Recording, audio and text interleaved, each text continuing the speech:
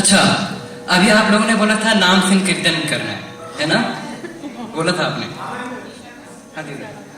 अभी मेरे पास देखो समय का कुंवर भैया बस आप आ जाइए। अभी सर इम्प्रोम्प्टू हो रहा है, मुझे पता ही नहीं चल रहा क्या क्या चीजें हो रही है। कुंवर भैया को हम स्टेज पे बुलाना चाहेंगे।